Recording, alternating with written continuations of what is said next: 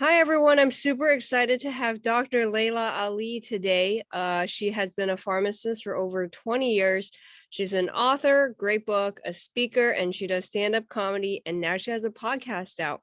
So during her years as a pharmacist, she's had the opportunity to see how patients who take more and more medications over time get sicker and sicker. And she found that people who depend upon medical doctors for all their healthcare needs become long-term chronically ill patients. The simple truth is that medical doctors are no longer trained in true health. They're only trained in drugs. This causes people to struggle with their health for years when they don't need to. This inspired her to write her book, Off Balance: American Way of Health, a pharmacist's perspective on why drugs don't work. Today, we're going to talk to her about her unique perspective as a pharmacist and some stand-up comedy. Welcome, Dr. Ali. How are you? I'm good. Thanks, Lee. Thanks for doing this. I appreciate it. Yeah, I was so happy when I met you. We met like a few months ago at I forgot it was a show at Oprah Mic. Just an But open mic. yeah, I was just so amazed to find somebody so smart and so funny, and I was just really grateful. So I'm just curious, how did your parents push you into doing stand-up comedy? Uh, they didn't really, nobody pushed me. It kind of was like a calling, Yeah, like it kind of felt like it's something I needed to go step out and do. And, my mom's been a good fan. She doesn't miss a show, so, but, awesome. yeah. But like, what got you like inspired? Were you like, oh, like, when we were young, did you think you can do it, or was it something that developed as you saw more people? Like, I'm just curious. It's kind of like I've always been a little quirky, and a lot of people telling me, like, you should do stand up. And then one time it just felt right. And I just looked and I found the next class and I started, to learn it. It's So it awesome. was just kind of like, yeah, go ahead. No, you go. Yeah. No, yeah, it was just kind of like the moment was right and stuff. And my dad passed a long time ago, but there was a moment when he told us this joke, and he said, "There's a this well, he was saying this girl was really dumb, and so she told her mother that she was pregnant, and the mother said, 'Are you sure it's yours?'" And that was a joke. And then he said, "Well, why is that funny?" And I thought, oh my God, that's a stupid question. He's so annoying. But then later you're thinking, like, why is that funny? What makes something funny? So it kind of planted a seed. So that was sort of interesting looking back at it. You have such an incredible life. I was reading your book. I was just like amazed, but that is funny. When was this? When he said, "Oh, a Yeah. kid growing up," I mean, just some random moment. I was It's in the probably, I don't genes. know, 10, It's in 12. genes. You're smart and funny from the genetics. That's awesome. And it's funny you're a pharmacist, because like a lot of comics, no shade, but they don't have as stable and respectable as a job that you have. I'm just curious, how do you feel like going to open mics and like being somebody so like professional Well, there's a versus handful of I people. don't know how to No, say that without being yeah, no, there's a handful of people that are professionals, and you see them. A lot of people aren't. I right. always feel a little older and out of place, but Me it's too. always, yeah, I know, you too, huh? Yes. So yeah, but it's kind of a rush. Like at first, you're scared to go up, and then you get a couple of laughs and you think you're funny. So it's fun. I enjoy it. That's awesome. And you're great on stage too. So Thanks. what drugs do you recommend comics to take before they get on stage? That's kind of funny because I guess it depends on what their needs are. What if I'm So nervous? Like, should I take Adderall? there's actually a drug that somebody recommended to me a long time ago, and it's like a very low dose heart med. Whoa. And right, exactly. It was called like a propranolol. It's like a beta blocker, and it goes up to like 160 milligrams, but 10 milligrams. So when I had to take speech in school, I was a nervous wreck. My heartbeat was beating out of control. And how are you going to go talk when you're like that? Like you never be Right, calm. right. And so I actually did that a few times. Wow. And so even though I was nervous, you didn't have the symptoms of being nervous. So you can Whoa. gain more confidence. So I actually needed to do that for probably the first 3 times that I spoke. And then that was it. But yeah, so I need to buy some of that from you. no, That's you don't need it. You're already on stage. But I mean, if you're up there and your throat's dry and you're yeah. physically shaking and your heart's beating out of your chest, it's fine. You know what I mean? It's good. But again, I did it like 3 times, a super low dose, and I was like, thank you. So, Amazing. Oh my God, it's a secret weapon. I love it. yeah. Well, for So yeah. I that's a mean, good advantage. Seriously. if you're that like nervous like I was, most people aren't. Like I was kind of extremely nervous that I couldn't even talk and shake, you know. So Wow. I did have to overcome that to do what I do. I wouldn't be able to tell because most people say public speaking is like their greatest fear. Like now that I'm surrounded by comedians for the last couple of years, I was like, it sounds crazy to me. But it's always good to have drugs by your side. So I'm just curious, why pharmacy? Did you start out, wanting that path? Did you, take a few other detours? Like why that? I actually had I got a degree in anthropology, and after that I was like, now what do I do? And I was kind of searching around for a couple of years, but I happened to be working in the pharmacy. Oh, okay. And even then I was like, no. But then I woke up, I kept asking, like, what am I supposed to be doing? Because once I know, I'll Right, go full speed ahead. right. And then it just popped in my head one morning and said pharmacy. And I'm like, that's what I'm so like, I got my answer, you Well, know? So so yeah, it why was anthropology? That's because I didn't know what anthropology was until I got into college and I had to fulfill this requirement. But yeah, why anthropology? I mean, I like to travel when I was in my 20s, and I was interested in the different cultures. It Nice. also had a class on the biological, evolution, biological anthropology. So it's not very practical degree, but it was interesting. I So feel it's like one it's of a those. pre-med degree, Oh right? Or no? no, it's not. No, No. it's a social science degree. Hello. What Yeah, did you no, think you're gonna do afterwards? Like, did you think you were gonna go to grad school? Like, what was the yeah. plan? I was looking at grad schools. Oh, okay, yeah, that makes sense. And then you Yeah, got 4 more years of grad school, um, then I had to go back. right? Kind of. I had to go back to the junior college to get 2 years of science, and Oh, then I went to pharmacy school for 3 years year round. So and so you have this bit on pharmacy school, which I think is hilarious. I'm not gonna make you say it here, so you can, but like, what do you think of pharmacy school in general? well, pharmacy has been a pretty big disappointment because part, I mean, 3 days after I got out of pharmacy school and I'm in a pharmacy and you're there, it's like you have to do all this learning and growing to get where you are. And all of a sudden you're kind of done with all that. And you're in a like little cage in a pharmacy. And I'm like, I didn't plan this well. You know what I mean? I just have a lot more energy to learn and do stuff. And then I learned about how, I mean, besides the student loans, that are Oh my God, ridiculous now, yeah, but then I learned how, people are staying sick when they don't need to. When part of my journey is learning that people are on meds and there's sometimes simple solutions, and pharmacists and medical doctors don't learn anything about the natural approaches, which would save them a lot of time and energy and money in their healthcare. right, yeah. So that's, yeah. Yeah, we have a lot of opinions on this for sure, but I do want you to keep your job, so I'm not gonna press too much about this. But like, could you absolutely everyone should read her book because she goes more in depth into this. But yeah, let's talk a little bit more about comedy. Like, what was your first open mic like for you?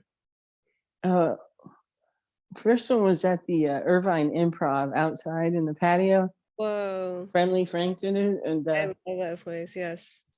and you see people go up, and you think, okay, I think I'm funnier than them. And it kind Yeah. of, Yeah.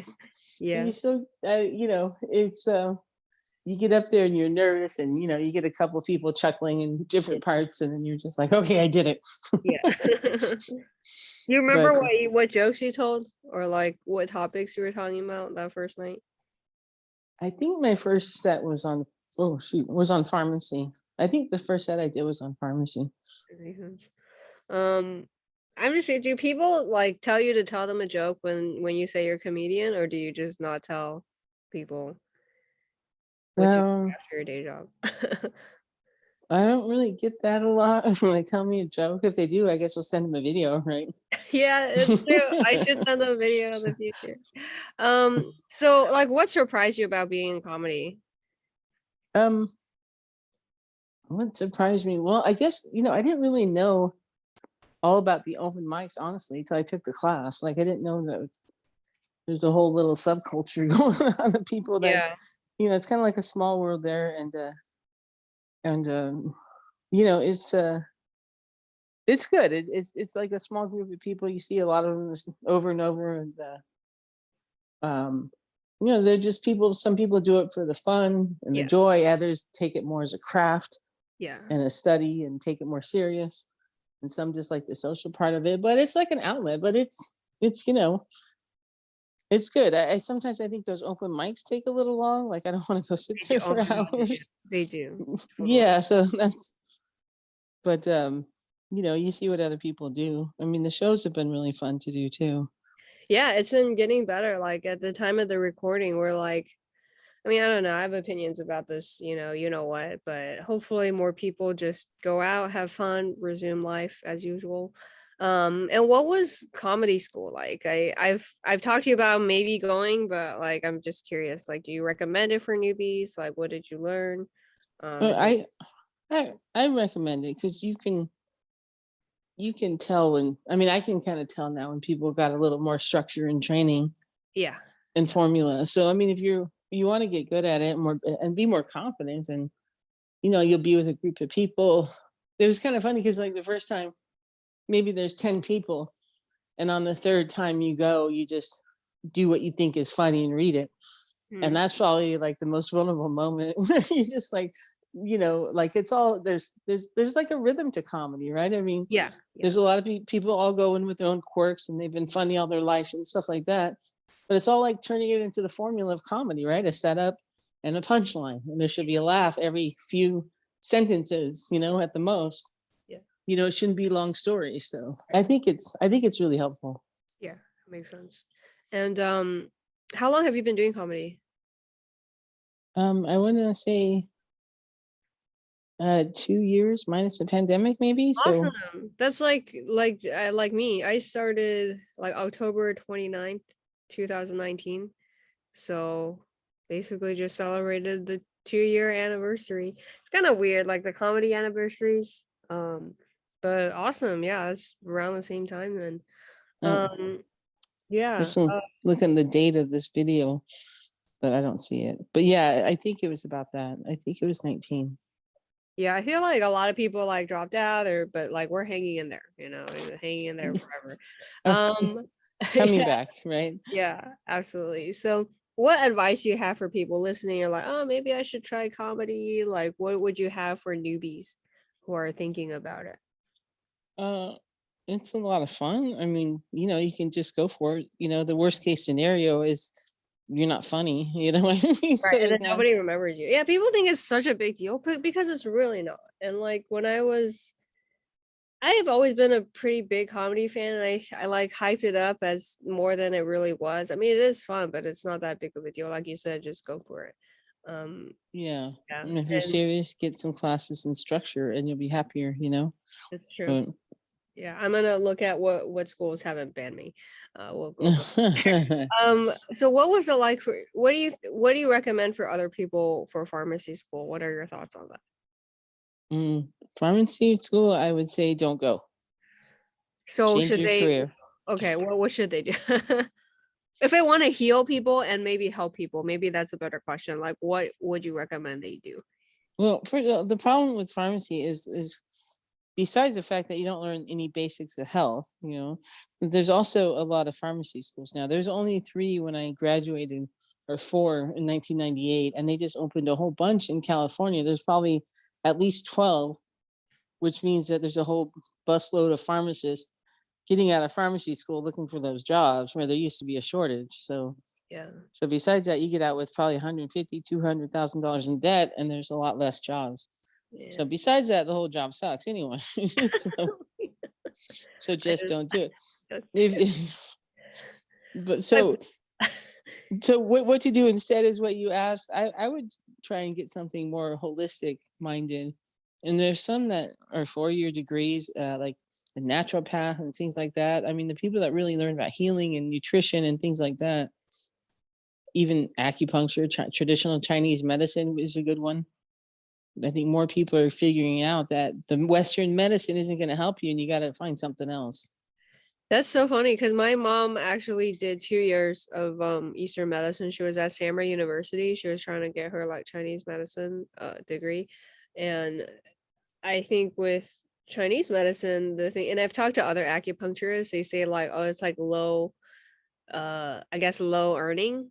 Do you think pharmacy is like, well, I guess if it's a lot of people, then it's competitive anyways. But okay, Well, yeah, that's great. no, but I think the thing with all the alternative that they struggle with is they're not part of the healthcare Right. Yeah. system. You know, that insurance pays for this or that. The insurance pays for things that aren't the best for you.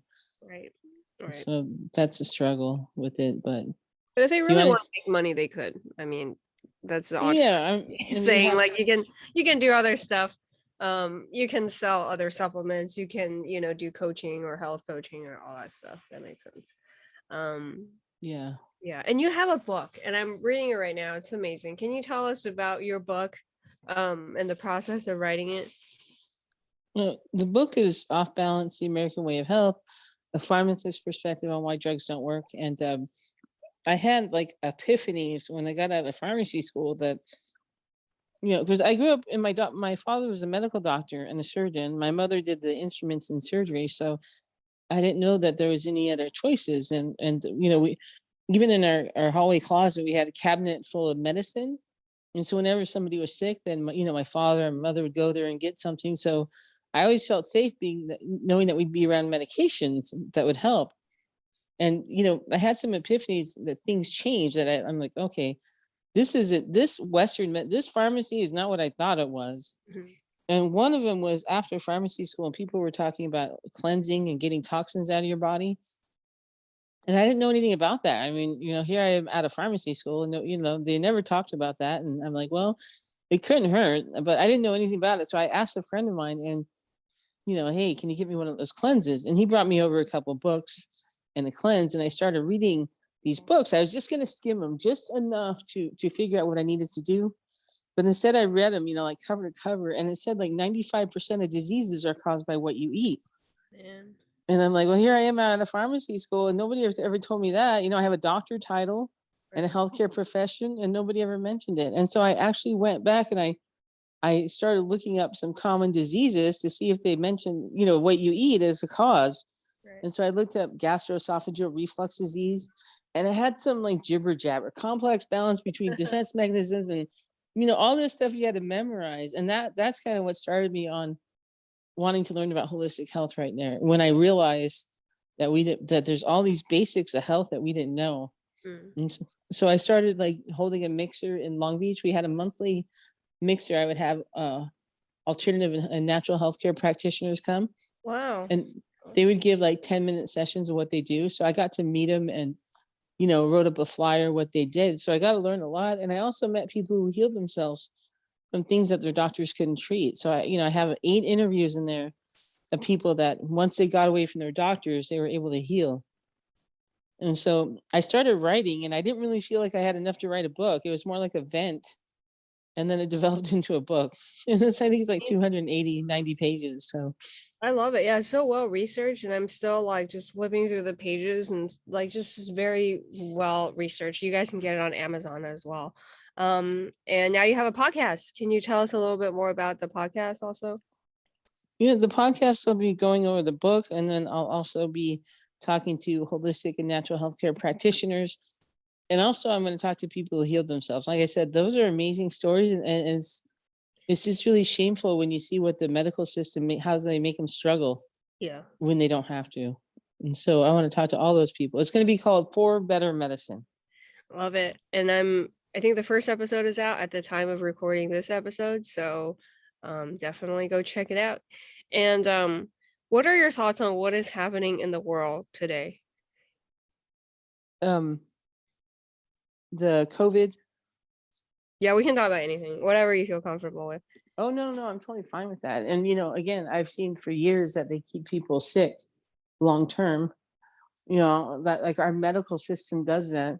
We have doctors that are told that they're smart and they're arrogant and they know more about health than you, and then they're telling them, to get the vaccine and the jab. And it's exactly what's been happening for years. There's these simple solutions. They're using them all over the world in different countries. They have been now for it's almost 2 years that they've been using these, and they're not recognized here. We're talking about hydroxychloroquine, ivermectin, zinc, vitamin D, all these things. And they have tons of information and studies. And there's some doctors. Dr. Pierre Corey's one that I've been following, and he has studies from all over the world. He said there's mountains of evidence that this ivermectin works, yet you don't hear Fauci acknowledge it at all. They're letting people stay sick here. They're letting people die here. Yeah. I mean, it's really shameful. And that vaccine, if they call it, gene therapy is what it's really called. Yeah, I hope people stay away from it. I know too many people got it, and Yeah. I see the side effects coming before they realize what it is. Yeah. I know So people who've, passed away from it. And I guess in the time of recording, I guess it's still developing, but there's a lot of lawsuits against, big pharma. And for years, just, people have always been against big pharma. And I guess I hope this is like the turning point, when people say, hey, enough is enough. Maybe we shouldn't be, doing medical tyranny. Basically, what's happening in Australia is just horrible. So, yeah, I mean, we are one individual, but I hope through your book, through your podcast, more people wake up. When I say stuff, I mean, I'm not a medical doctor, so people don't really take it seriously. That's fine. But, you are trained. You are somebody who's been in the field for literally 2 decades. So hopefully people can, make their own decisions and, do the research and come to their own conclusions. So thank you for that. And what do you think is the future of medicine? well, if this doesn't wake people to wake up people to get away from pharmaceuticals and start going back to the basics of health, natural products, letting go of negative emotions and past traumas, things like that is what we need to go to. So, if people, the pharmaceutical companies are literally killing people now. So maybe the ones left, maybe we'll be headed that way. What's left?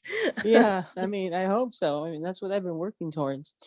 Yeah. But this stuff gets censored all the time too. So Yeah, and then we can do a whole 10 episodes about censorship and all that fun stuff. yeah. I do see I see changes like now that I don't see maybe even like a year ago. So hopefully we're changing for the better so that people can, make their own decisions.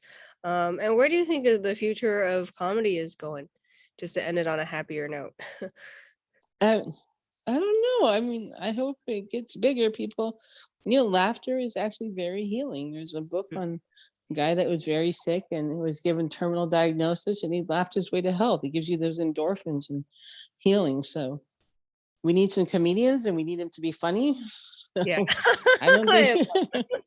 Yeah, I don't think it's gonna go away. Hopefully, it just get bigger and bigger. So Yeah, we need comics more than ever. Like I just can't respect comics who kind of just didn't do anything the last 2 years. So oh. yeah, be out there, be making people laugh. Awesome. So where can we find out more about you? What's your website? How can we contact you? So I have a drleylaali.com website. DRLEYLAALI. I also have the podcast website is going to be forbettermedicine.com. And Awesome. yeah, and the book is, like you said, on Amazon, Off Balance, The American Way of Health. But we can put the links underneath, right? Yeah, I'm gonna do that. Okay. Don't worry about it. Awesome. Thank you so much, Dr. Ali. I learned so much from you as always. And visit her website, buy her book, listen to her podcast, and I'll see you on the next episode. We'll see you on the next open mic. Yep. Okay. Thanks, Lee.